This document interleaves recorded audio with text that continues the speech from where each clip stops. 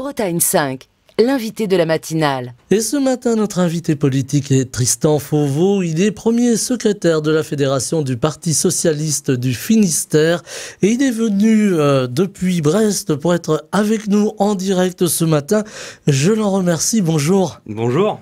Alors, bientôt des studios à Brest, ce sera plus pratique pour nos invités. Ce sera avec grand plaisir si vous m'invitez à nouveau. De Brest, voilà. Mais là, nous sommes à Quessoy, donc ce matin en direct pour parler politique. Et nous allons commencer évidemment par la crise agricole, crise qui touche le monde agricole, crise dont on a l'impression qu'on a du mal à sortir, ou en tout cas les agriculteurs ont du mal à se faire entendre, à se faire comprendre. Une crise qui dure depuis longtemps. Est-ce qu'on a un petit peu oublié le monde agricole aujourd'hui ? En tout cas, les agriculteurs ont manifestement le sentiment qu'on les a oubliés. Et je pense que, à moins que ça, on aurait le même sentiment. Il y avait 390 000 exploitations agricoles encore en 2010, 100 000 de moins aujourd'hui. Il y a un quart du monde agricole qui vit sous le seuil de pauvreté. Entre 2017 et 2020, c'est-à-dire avant même la crise du Covid et puis la crise ukrainienne, c'était moins 2% par an en moyenne de revenus pour les agriculteurs. Donc je pense que à moins de ça, on partagerait ce sentiment d'être oublié par les pouvoirs publics ou oublié par le régulateur. Donc moi je comprends honnêtement le malaise profond qu'ont les agriculteurs. Je pense que c'est un secteur qui nous nourrit. C'est des gens qui ont la passion de leur métier. Et qui aujourd'hui ont le sentiment de ne plus pouvoir l'exercer, ce métier, dans des conditions acceptables. Tant et si bien que ce malaise aujourd'hui se traduit par un suicide d'agriculteurs tous les 2 jours. Je pense qu'on doit mesurer le caractère dramatique de la crise qui traverse aujourd'hui le secteur agricole. Alors, on parle de crise morale. Les agriculteurs le disent, hein, cette crise morale, c'est aussi le fait de devoir remplir beaucoup de conditions, d'avoir beaucoup de normes, et parfois de voir des produits qui arrivent d'autres pays, qui ne subissent pas ces normes, et qui en plus sont moins chers sur à l'étalage, ou alors à la vente, et avec des agriculteurs qui sont contraints de baisser leurs prix et qui ne peuvent plus vivre. Est-ce qu'aujourd'hui, il faut revoir les prix agricoles? Est-ce qu'il faut revoir les traités? On pense à la PAC. Est-ce qu'il faut aussi peut-être alléger un peu les normes qui accablent les agriculteurs, qui accablent le monde agricole? Alors, il y a plusieurs éléments dans votre question et il y a des choses qu'on retrouve en ce moment dans le débat public et qui sont, à mon avis, de nature différente. Le sujet, finalement, du boursouflement des normes, je pense que c'est un vrai sujet. Je pense que le gouvernement devrait s'attaquer à un choc de simplification pour les agriculteurs. Ça revient régulièrement. La paperasse, des normes parfois contradictoires entre elles, qu'elles soient européennes ou nationales, parce que je pense que le sujet de la surapplication de certaines réglementations européennes revient assez régulièrement chez les agriculteurs. Mais je crois qu'il y a une chose qu'il ne faut pas, à mon avis, mélanger avec ce sujet de la simplification administrative, c'est celui des normes environnementales qu'on voit assez régulièrement revenir également dans les revendications, le sentiment que l'application de certaines normes environnementales, notamment européennes, rentrerait en contradiction avec la capacité pour les agriculteurs d'exercer leur métier, encore une fois, dans des bonnes conditions. Et là, je pense qu'il faut être assez précis. On entend assez souvent pointer du doigt le Green Deal. Aujourd'hui, le Green Deal européen, c'est pas autre chose, à vrai dire, qu'une stratégie de long terme. Une grosse partie des textes qui découlent du Green Deal ne sont pas encore rentrés en application parce qu'ils sont encore en cours de négociation. Donc mettre sur le dos du Green Deal ou des réglementations environnementales européennes l'essentiel ou l'intégralité des mots qui touchent les agriculteurs, ça me semble un petit peu fort de café. D'autant que ces réglementations environnementales, j'entends que certaines puissent être contraignantes, elles sont surtout injustes quand elles donnent le sentiment de ne pas être appliquées sur certains produits importés qui arrivent en France et qui sont en concurrence directe avec les produits de nos agriculteurs. Mais enfin, ces normes environnementales, elles sont là aussi pour protéger le vivant, pour protéger la santé des populations et pour s'assurer que la biodiversité soit elle aussi protégée et qu'on puisse continuer à assurer notre souveraineté alimentaire. Parce que finalement, c'est ça le sujet, c'est la capacité à pouvoir nourrir les populations et bien nourrir les populations. Et je crois que c'est un sujet particulièrement en Bretagne. Alors, vous évoquiez l'Europe, l'Union européenne. On va en parler tout à l'heure. On parlera des futures élections européennes du mois de juin. Mais on a le sentiment aujourd'hui que l'Europe est pointée du doigt, que l'Union européenne est pointée du doigt, mal comprise alors par le monde monde agricole, mais aussi par tout un chacun. Alors là encore, on pourrait reparler des normes et de tas de griefs que l'on fait à l'Union européenne. Est-ce qu'il y a un éloignement aujourd'hui un peu dangereux de la chose européenne ? Alors, un éloignement de la chose européenne, oui, je pense que parfois l'Union européenne est perçue comme distante, comme pas suffisamment tangible pour les citoyens, alors que moi je suis élu local, on porte un certain nombre de sujets très concrets sur la métropole de Brest et sur la ville de Brest qui sont très directement financés et permis par les fonds européens et par ce que l'Union européenne permet d'apport en soutien pour porter ces projets locaux. Sans même parler de la PAC, puisque on pourrait faire le lien là aussi avec le sujet agricole. Je peux prendre des exemples très simples et très concrets. La deuxième ligne de tramway à Brest sera financée en partie par des fonds européens. Le téléphérique urbain a été financé par des fonds européens. La première ligne de tramway à Brest, elle aussi. Et je pourrais prendre énormément d'autres exemples. Moi, je travaille sur la prévention des déchets. On a eu énormément d'aides de l'Union européenne ou de programmes européens pour porter des politiques de prévention des déchets. Donc je pense que c'est aussi la responsabilité des responsables politiques de mettre du concret finalement dans ce que sont les politiques européennes, ce qu'elles permettent, les aides qu'elles apportent sur la conduite de politiques très concrètes.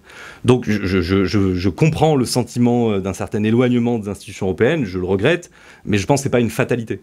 Et je pense que un des enjeux de la future campagne européenne, ça va être aussi de faire comprendre aux électeurs, aux citoyens, à quel point l'Union européenne a des impacts très concrets dans leur quotidien. Ça a un impact, aujourd'hui, la maîtrise des prix de l'énergie, c'est essentiellement au niveau européen que ça se joue. Ça a un impact très direct sur le prix de la baguette de pain, parce que ça a un impact sur les marges des boulangers. Enfin, c'est très concret.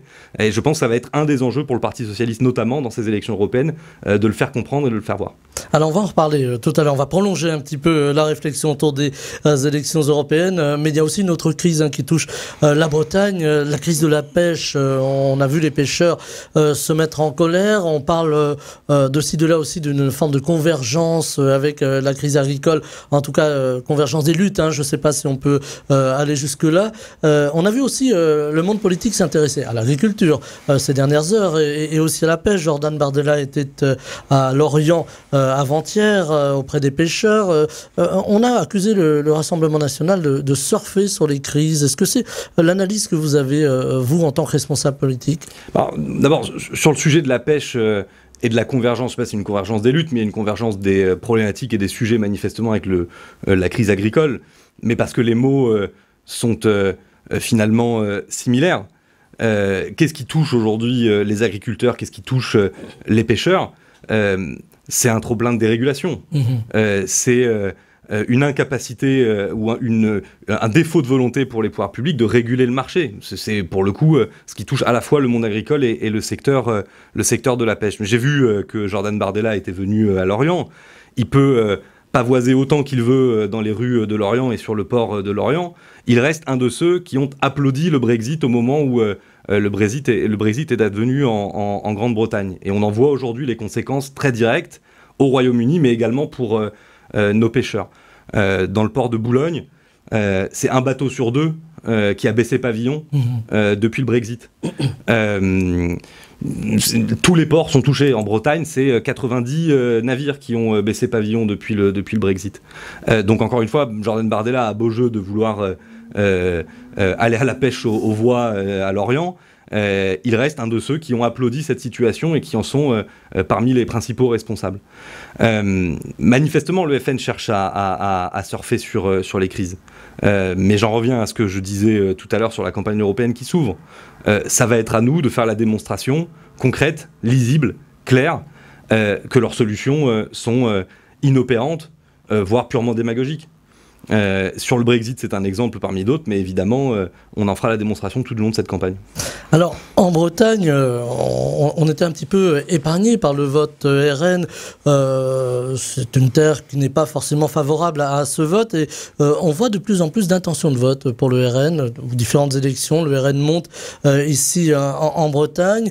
Est-ce que c'est quelque chose de nature à vous inquiéter, à vous interpeller, à réfléchir pourquoi finalement ce vote gagne du terrain ?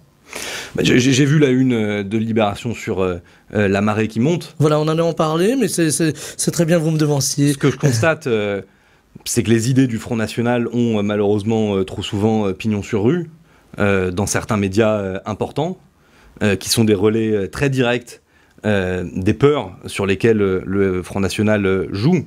Mais ce que je constate aussi, c'est que entre les élections régionales de 2015 et les élections régionales de 2021, le Front National a perdu du terrain, à vrai dire. Donc la question, c'est celle de savoir si ce jeu dangereux auquel joue le Front National de surfer sur les peurs se traduit électoralement. Moi, je n'aborde pas la question de l'affrontement politique avec le Front National par la peur. Cet affrontement politique, il existe. Il existe quotidiennement dans les politiques qu'on porte à tous les niveaux de l'action publique sur le territoire. Et il existe au moment des élections. Et je crois que ce combat-là, on doit le mener de front, avec la NUGRED, et sans crainte. Parce que nous croyons à la pertinence de ce que nous portons, des idées que nous portons. Et nous croyons que nous sommes capables de faire la démonstration que le Front National ne propose que des miroirs aux alouettes. Et à vrai dire, à chaque fois que l'extrême droite a accédé au pouvoir, que ce soit en France, dans des municipalités ou sur certaines circonscriptions aux dernières législatives, ou que ce soit dans certains pays européens, il a fait la démonstration de son incapacité à affronter de façon lucide les problèmes des citoyennes et des citoyens. Alors, on reproche à la gauche, dans son ensemble, on pourrait le dire comme ça, mais aussi à la droite, d'être omnubilée finalement par l'ERN, ou plus généralement l'extrême droite. Est-ce que finalement, c'est aussi le constat, peut-être, d'être passé à côté d'une part d'un électorat qui avait des attentes, un électorat peut-être qui souffre aussi, on pourrait dire, de la crise, ou d'une forme d'ambiance de déclassement. Est-ce que, voilà, il y a une part de responsabilité des partis traditionnels, alors, en ce qui vous concerne le PS, voilà, de ne peut-être pas avoir mesuré l'ampleur de, voilà, du déclassement et de la déception des électeurs et des citoyens plus largement face à des situations. J'entends. Le constat, c'est que sur notamment des scrutins nationaux, entre 2012 et 2017 et 2022, on avait un électorat qui existait, qui nous faisait confiance, et qui est parti. Je pense que ce serait évidemment se cacher derrière son petit doigt que de le nier. Mais si je devais nuancer un peu, ce même électorat, parce qu'à la fin ça reste les mêmes personnes qui votent, ils continuent de nous faire confiance aux élections intermédiaires, sur des élections locales, ils continuent de nous confier des grandes villes, des métropoles, des communes de taille moyenne ou des plus petites communes, des communautés d'agglo, des départements, des régions, etc. etc. C'est bien la démonstration que manifestement, nos solutions, en tout cas au plan local, trouvent encore grâce aux yeux des citoyennes et des citoyens, des administrés et des électeurs.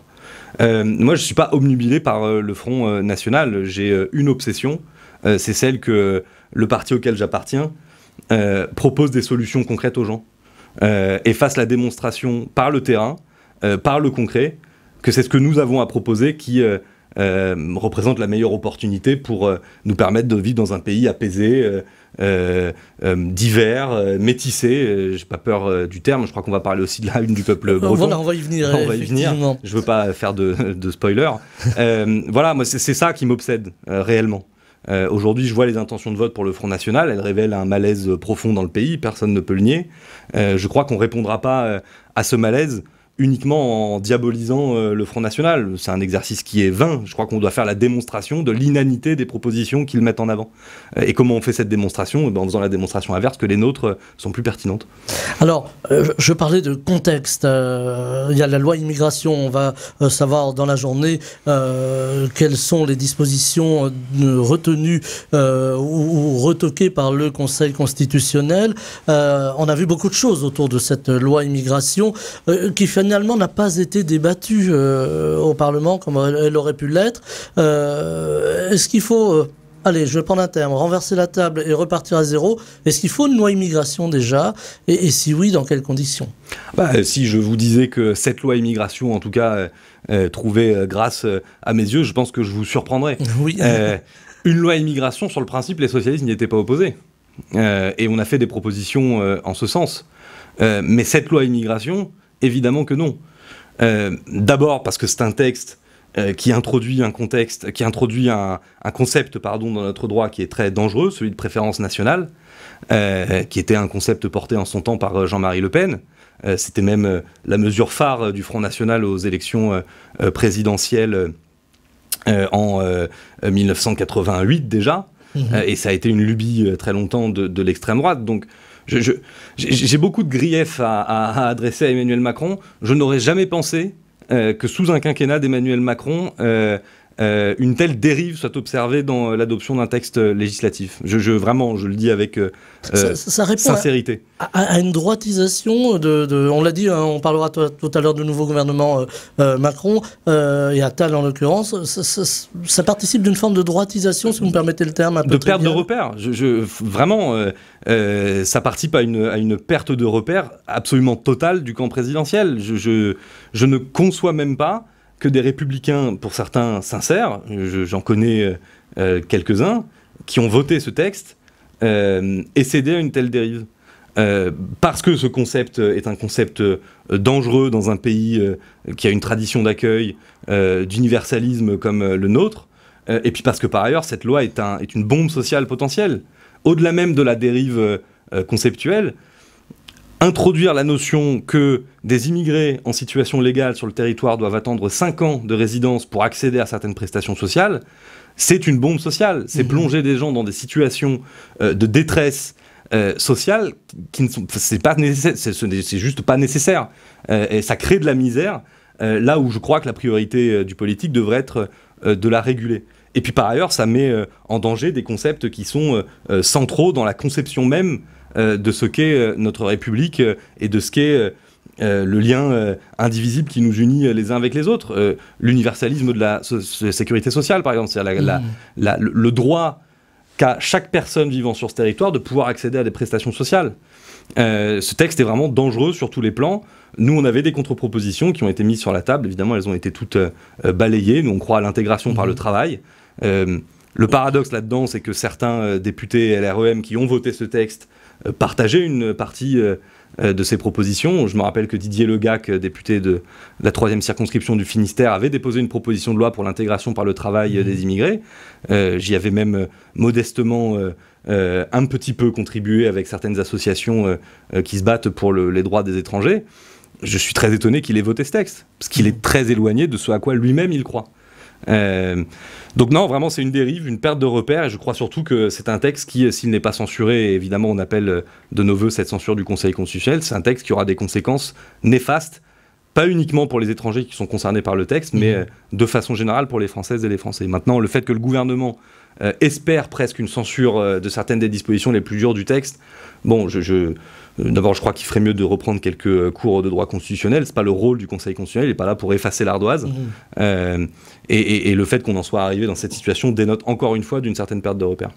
Alors, on a cette loi immigration, on a aussi une société qui s'est tendue avec l'actualité de ces derniers temps, une forme d'insécurité. Est-ce que l'insécurité, c'était aussi...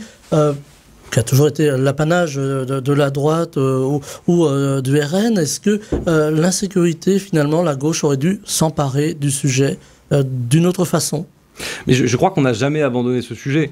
Vous savez, quand François Hollande est arrivé au pouvoir en 2012, j'ai l'impression de parler déjà d'une histoire assez ancienne, mais elle ne l'est pas tant que ça, on sortait de 5 ans de RGPP, donc de révision générale des politiques publiques sous Nicolas Sarkozy, qui avait sabré dans les effectifs de police et de gendarmerie. C'est la gauche socialiste au pouvoir qui a rétabli ses effectifs pendant les 5 ans du quinquennat de François Hollande sous l'impulsion de Manuel Valls puis de Bernard Cazeneuve. Je ne crois pas que la gauche ait jamais fait preuve d'angélisme, simplement les solutions que nous avançons sont profondément différentes sur le plan philosophique, conceptuel, de celles qui sont avancées par la droite. Et je pense qu'elles sont parfois aussi moins aisément portables sur la place publique. Mais parce qu'on ne cède pas à la démagogie et aux facilités d'esprit. Moi, je crois que c'est ça que la gauche doit s'astreindre à suivre comme chemin sur la question de la sécurité. Vous savez, on a un certain nombre de maires socialistes qui dirigent des villes parfois compliquées, dans des territoires qui eux aussi, on parlait des agriculteurs tout à l'heure, mais qui eux aussi se sentent abandonnés. J'ai pas le sentiment que ces maires socialistes abandonne le terrain de la sécurité et ne soit pas à l'écoute de la demande de sécurité qui est légitime et qui existe dans la population. Alors d'une une à l'autre, hein, vous y avez fait référence, on a parlé de la une de Libé tout à l'heure, de Libération. Il y a une autre une qui a fait couler beaucoup d'encre et je dirais susciter beaucoup de réactions sur les réseaux sociaux. C'est la une du Peuple breton avec 7 enfants métis portant un Gwenadu. On avait un déchaînement de haine et de colère et de racisme même. Ouais, moi je l'ai trouvé formidable cette une. Enfin, honnêtement, je salue celles et ceux qui ont eu l'idée de cette une et qui ont fait ce numéro. Oui, bah c'est assez symptomatique de la manière aujourd'hui dont le débat public s'articule, notamment sur les réseaux sociaux, parce que pour être tout à fait honnête, en tout cas, moi c'était plutôt le cas dans mon entourage, cette une, j'en ai essentiellement entendu parler sur les réseaux sociaux, pour être tout à fait clair. On m'en a assez peu parlé autour de moi. C'était pas un sujet de préoccupation non plus majeur en dehors des bulles qui se créent parfois sur Twitter. Elle a provoqué une détresse identitaire chez certains responsables du Front National ou de Reconquête. Ça démontre tout simplement qu'ils ne connaissent pas la Bretagne. On a toujours été une terre de métissage, de croisement de population. Moi je vis à Brest, vous l'avez dit, on a été un port de départ de grandes aventures maritimes. On a été un port d'accueil d'énormément d'équipes scientifiques, d'explorateurs venus des 4 coins du monde. Donc moi, la question de l'identité bretonne, parce que c'est ça qui a été régulièrement posée, je ne crois pas qu'elle se pose, si tant est qu'elle doive se poser, je ne crois pas qu'elle se pose par la couleur de peau. Et encore une fois, elle révèle, vu le déferlement sur les réseaux sociaux provoqué par cette une, elle révèle une certaine forme de détresse et d'insécurité chez celles et ceux qui ont été heurtés par cette une. J'en suis pas. On va parler, pour conclure, il nous reste les 5 petites minutes, on va revenir aux européennes. Hein. Je vous avais promis qu'on développerait autour des européennes quelques questions. Qu'est-ce qui fait qu'aujourd'hui, alors vous en avez un peu parlé tout à l'heure, mais que les Français, les Bretons, peut-être les Brestois, ne comprennent pas toujours l'Europe. C'est compliqué, c'est un truc, un machin qui est très loin. Est-ce qu'il faudrait remettre un peu d'humanité finalement dans l'Union européenne ? Oui, alors je le disais tout à l'heure, l'Europe peut parfois paraître un petit peu éloignée de la vie concrète et de la vie quotidienne. Je nuance quand même un petit peu, parce qu'on parle souvent de l'abstention aux élections européennes. L'abstention aux élections européennes, elle a été moins forte en 2019 que législative en 2022. Hein. Donc c'est parfois une idée reçue qu'on a aussi. Les Bretons sont quand même plutôt pro-européens. Et par ailleurs, c'est ce que j'allais dire, je crois que ce sentiment d'éloignement est aussi un peu moins fort en Bretagne que dans d'autres régions. On est une région qui a tendance à voter plus aux élections européennes que la moyenne nationale, où je crois que l'Europe s'incarne peut-être plus concrètement qu'ailleurs parce qu'on a profité énormément des politiques agricoles communes, de fonds comme le FEDER, de fonds culturels, etc. etc. Donc moi, je ne crois pas qu'il y ait de déconnexion totale. Je pense qu'il y a un travail de pédagogie constant qui doit être mené pour, encore une fois, rendre le plus concret possible ce que sont les politiques européennes et ce que représente l'Europe. Au-delà de concepts généraux qui sont souvent mis en avant à juste titre, hein, mais on ne doit pas se limiter à ça. La paix, la prospérité pour le continent, la libre circulation, Erasmus, etc., qui... on va le dire, parfois ne sont pas accessibles non plus à tout le monde. Tout le monde n'a pas la chance de pouvoir faire Erasmus, de voyager dans tous les pays européens en utilisant uniquement sa carte d'identité, etc., etc. Mais je crois que l'Europe peut s'incarner très concrètement dans autre chose. Et encore une fois, dans des sujets très quotidiens. Les mobilités, aujourd'hui, c'est pour beaucoup des fonds européens. Alors justement, les mobilités, on en parle beaucoup ici en Bretagne, avec peut-être des réouvertures possibles de lignes de chemin de fer. Alors ça concerne un peu plus la région, mais l'Europe peut y contribuer. On a besoin de mobilité en Bretagne, on est un peu au bout du monde, et ce n'est pas faire offense aux Brestois que vous êtes de le dire. Est-ce qu'on peut peut-être profiter de cette aubaine européenne pour repenser ces mobilités et décarboner aussi d'ailleurs. Ouais, mais je pense que ça doit être un sujet aussi dans la campagne des européennes. On a une région qui est très active sur le sujet. Loïc Chenet-Girard est plutôt en pointe sur cette question des mobilités, notamment des mobilités du quotidien. La capacité, au-delà des grands axes Brest, Paris, avec Rennes sur le chemin, de pouvoir facilement venir de Brest à Lamballe. Enfin, c'est sur la ligne vers Rennes, donc c'est pas le meilleur exemple. Non, je crois que ça va être un sujet ça peut être un sujet qui qui soit au cœur de cette campagne européenne, en tout cas qui fasse partie des sujets de préoccupation, parce que là aussi, l'Europe a une carte à jouer en accompagnant les collectivités, en accompagnant les régions, pour permettre de désenclaver, de rapprocher, de faire en sorte que les gens puissent se déplacer plus facilement sur leur territoire de proximité plutôt que vers les grandes métropoles. Bref, de décentraliser un petit peu la manière dont les transports sont aujourd'hui organisés en France.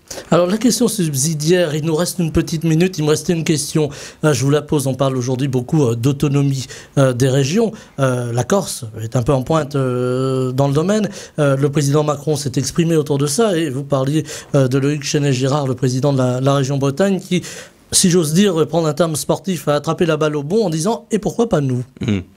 Alors, les revendications corses sont un peu spécifiques, l'histoire est particulière, ça s'est inscrit dans un contexte là aussi très particulier. Je pense qu'on a un modèle breton à défendre, c'est ce que fait d'ailleurs Loïc Chenet-Girard, il y avait un vœu qui avait été adopté, je le note d'ailleurs, par tous les groupes présents au Conseil régional de Bretagne, sauf le Front National.